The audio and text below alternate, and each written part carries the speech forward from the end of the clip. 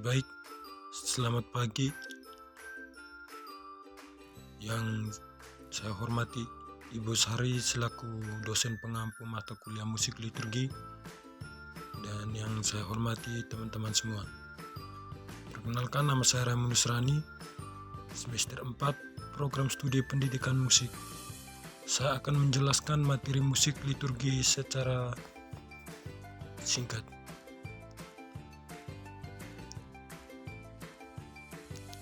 Yang pertama, pengertian musik secara umum. Musik adalah karya cipta berupa bunyi atau suara yang memiliki nada, irama, dan keselarasan. Musik yang dimainkan menjadi komposisi terpadu dan berkesinambungan dapat memberikan pengaruh terhadap emosi dan kognisi. Kemudian, yang ketiga, pengertian musik liturgi. Musik liturgi adalah karya bakti bersama. Liturgi adalah karya bakti gereja yang menyatakan diri sebagai tanda keselamatan. Liturgi merangkul keseluruhan kebaktian gereja yang resmi. Kebaktian kepada Allah merupakan tugas gereja yang utama dan hakiki.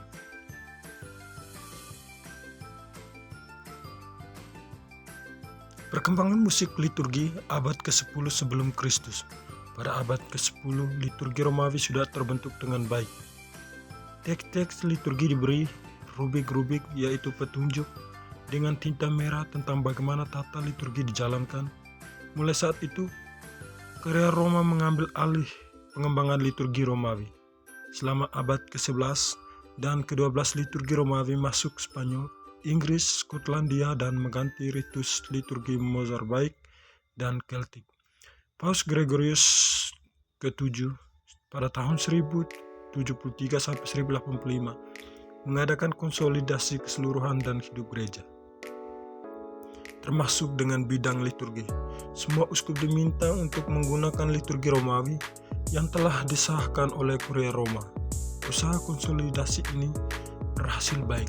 Pada abad ke-12 muncul kebiasaan elevasi, yaitu in sedikit teks isi. Makna musik dalam liturgi. Musik liturgi merupakan salah satu hasil karya gereja yang diciptakan bagi kepentingan gereja. Keberadaannya dimanfaatkan untuk mengiringi perayaan liturgi, menjiwainya, dan terutama dalam memeriahkannya. Perkembangan istilah musik liturgi. Musik liturgi adalah musik yang digunakan dalam berbagai upacara liturgi, termasuk perayaan Ekaristi. Musik liturgi sendiri seringkali disebut sebagai sacred musik atau musik suci. Melalui musik yang terjadi dalam sebuah liturgi atau ibadah, umat mampu berefleksi dalam kehidupannya. Fungsi musik gereja yang lain di dalam liturgi adalah melayankan ibadah secara sederhana tetapi pantas dan bermutu tinggi. Kriteria dan mutu musik liturgi. Diperhitungkan kemampuan mereka yang harus menyanyikannya sesuai dengan jiwa perayaan liturgi itu sendiri. Kemudian yang kedua, selayaknya bentuk perayaan dan tingkat partisipasinya bervariasi sebanyak mungkin sesuai dengan kemeriahan pesta dan keadaan umat yang hadir. Ketiga, kita harus mengingat fungsi nyanyian dalam ibadat itu apa. Kita harus tahu bahwa nyanyian ibadah hakikatnya adalah doa juga.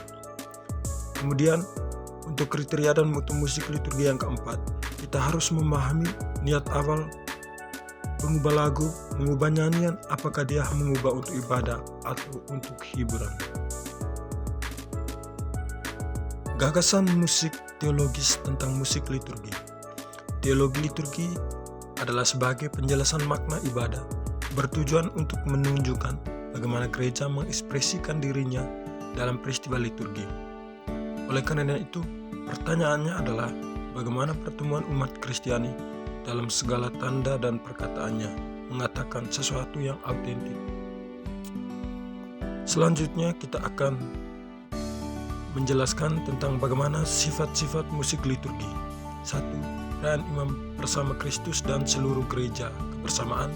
2. Resmi, di mana di dalam musik liturgi terdapat ketentuan-ketentuan baku, aktual dan kontekstual. Saat ini, musik liturgi digunakan untuk memuliakan nama Tuhan. sebagai sarana pengudusan umat manusia.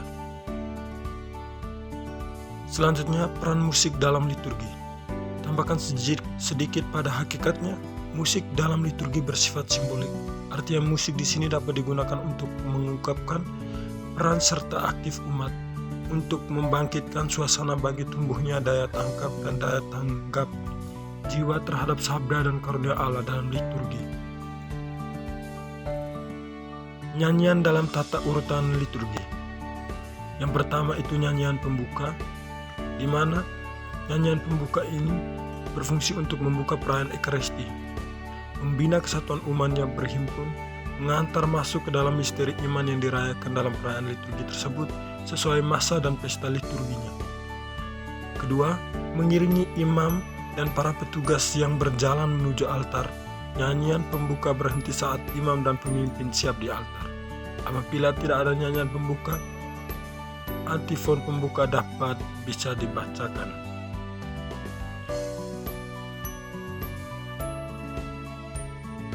Kemudian, musik liturgi terdapat pada doa toba dan Tuhan kasihanilah. Doa toba dan Tuhan kasihanilah adalah seruan kepada Tuhan untuk menyatakan penghormatan kepada Tuhan Yesus Kristus dan memohon belas kasihannya. Nyanyian Tuhan kasihanilah kami bisa ditiadakan apabila lagu pembuka sudah memuat pernyataan toba dan mohon belas kasih. Kemudian yang kedua, Mada Kemuliaan atau Gloria. Mada Kemuliaan adalah nyanyian atau kidung pujian yang dilambungkan oleh dorongan Roh Kudus kepada Bapa dan Putra. Mada Kemuliaan bisa diucapkan atau dinyanyikan secara beragam, bergantian, atau kebersamaan.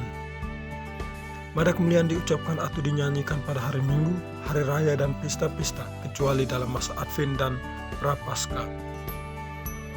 Kemudian, pada liturgi sabda, terdapat Mazmur tanggapan atau nyanyian tanggapan sabda. Mazmur tanggapan dimaksudkan untuk memperdalam renungan atas sabda Allah dan menanggapinya bisa dibacakan, atau Mazmur tanggapan diambil dari kitab suci dan disesuaikan dengan bacaan pertama. Mazmur tanggapan dinyanyikan oleh pemazmur mimbar sabda. Umat mendengarkan dan menjawab dengan sebuah ulangan atau refren. Hanya dalam kasus darurat saja, Mazmur tanggapan diganti dengan nyanyian tanggapan sabda yang sesuai dengan tema bersifat biblis atau alkitabiah dan mengajak umat untuk merenung ayat-ayat dalam Mazmur tanggapan. Tidak harus dinyanyikan semua, tetapi dipilih saja yang sesuai. Kemudian pada liturgi sabda, Mazmur tanggapan atau nyanyian tanggapan dimaksudkan untuk memperdalam renungan atas sabda Allah dan menanggapinya melalui nyanyian ataupun bisa dibacakan. Kemudian masuk dalam liturgi Ekaristi, nyanyian persiapan persembahan. Para nyanyian persiapan persembahan berfungsi untuk mengiringi perarakan bahan persembahan, membina kesatuan umat dan mengantar umat masuk dalam misteri Ekaristi. Jika tidak ada perarakan bahan-bahan persembahan, nyanyian persiapan persembahan bisa ditiadakan.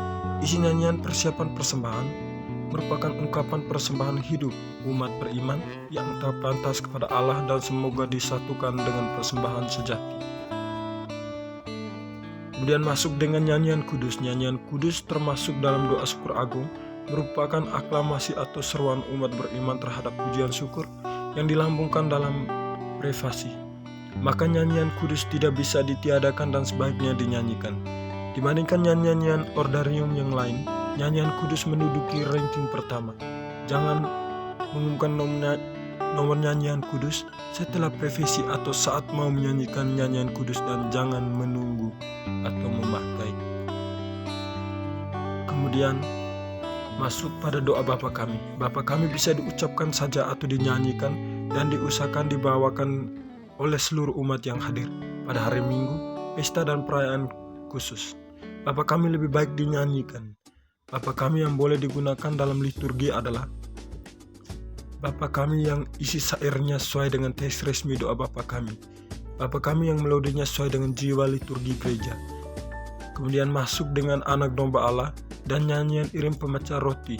Anak domba Allah dimaksudkan untuk mengiringi pemecahan dan pencampuran roti dan untuk persiapan pembagian komuni.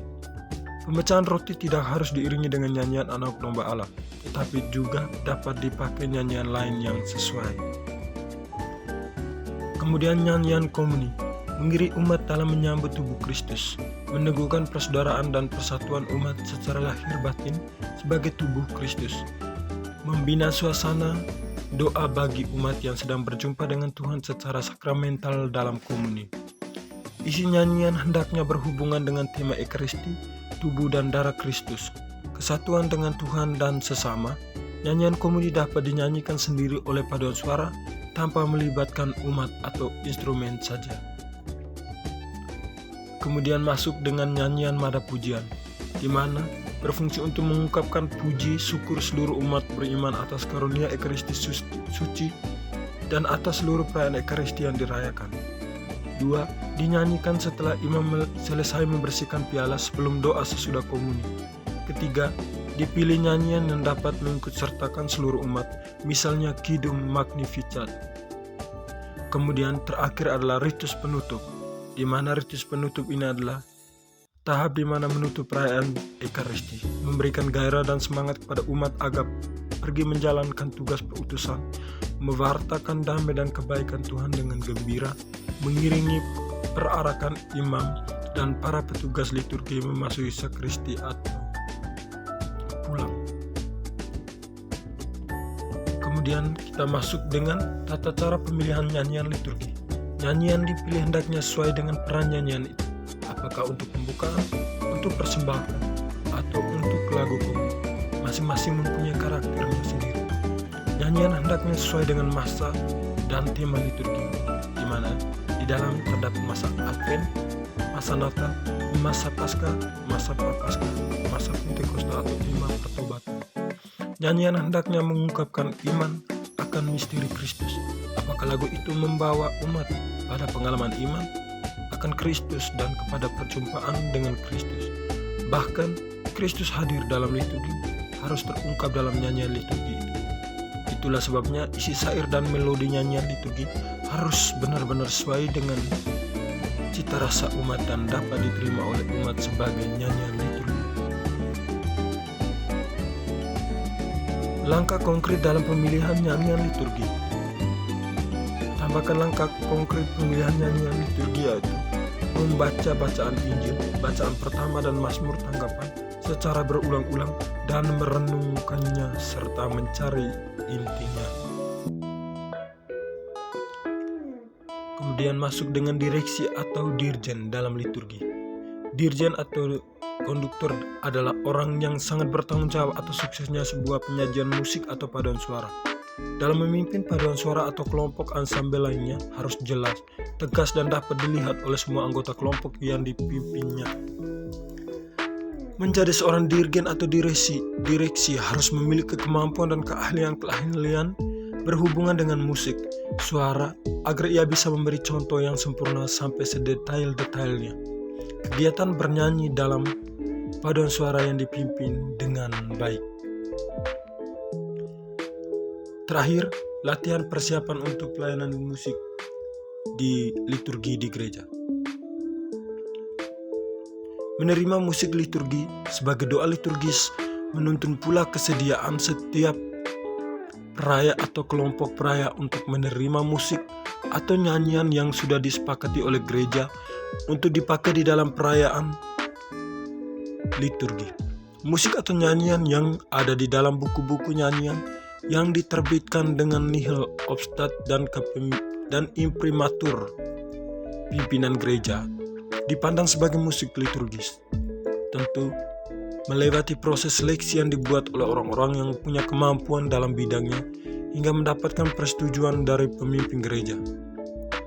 Kesempatan terbuka bagi para komponis untuk menciptakan lagu-lagu baru yang lebih sesuai dengan rasa seni musik orang setempat. Namun untuk dipakai sebagai musik atau nyanyian liturgis perlu menempuh prosedur seleksi hingga mendapat persetujuan resmi untuk dipakai dalam perayaan Ekaristi. Patut kita puji inisiatif untuk mencipta dan menemukan lagu-lagu baru yang lebih sesuai dengan budaya setempat dan kebutuhan liturgis. Misalnya, dalam misa dengan lagu-lagu alternatif, akan tetapi perlu kita waspadai kecenderungan menggunakan nyanyi-nyanyian baru itu tanpa peduli pada proses untuk menjadi milik bersama dari gereja, menggunakan nyanyi-nyanyian baru itu tanpa melihat aturan liturgia yang disepakati oleh Gereja Katolik dunia. Apalagi kalau yang menjadi patokan utama adalah rasa suka, tertarik, tersentuh tanpa mengindahkan persyaratan liturgis gereja. Baik, terima kasih. Itu saja penjelasan mengenai musik liturgi dari saya. Sekian dan terima kasih. Selamat pagi.